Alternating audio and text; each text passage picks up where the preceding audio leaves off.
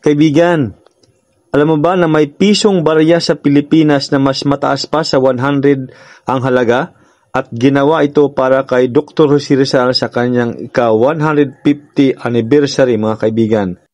Ngunit bago tayo magpatuloy, mga kaibigan, ay diabetes trivia muna tayo. Ang type 2 diabetes ay mas common at kadalasang dulot ng insulin resistance. Ngayon, mga kaibigan, tanungin natin ang ating sarili. Bakit mahalaga ang 150 Jose Rizal commemorative coin? Okay, so sagutin natin. Una, pagpaparangal kay Rizal bilang pambansang bayani. Ang coin ay paalala ng buhay at sakripisyo ni Dr. Jose Rizal na ang kanyang talino, paninindigan at pagmamahal sa bayan ang nagbukas ng daan sa kalayaan ng Pilipinas. Pangalawa, pagpapatibay ng national identity. Sa paglabas ng coin na ito, naaalala ng bawat Pilipino ang kahalagahan ng kasaysayan at kung bakit natin ipinaglalaban ang demokrasya at karapatan hanggang ngayon. Pangatlo, edukasyon sa kabataan.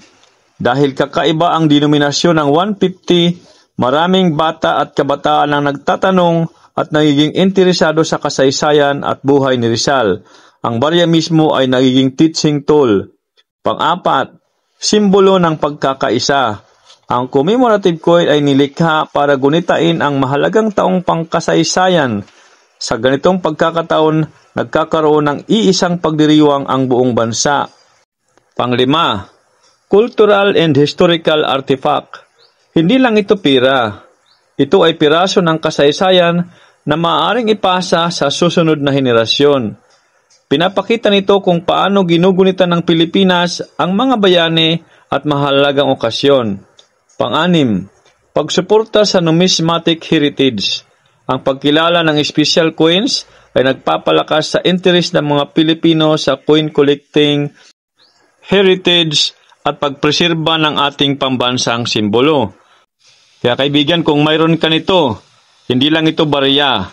Ito ay isang maliit na monumento para kay Rizal na hawak mo sa iyong kamay.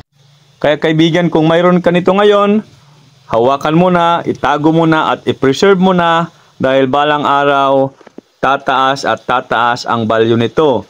Dahil kunti lang ang ginawa ng ganitong klase ng coin at ito ay para lamang sa ika-150 anniversary ni Dr. Jose Rizal.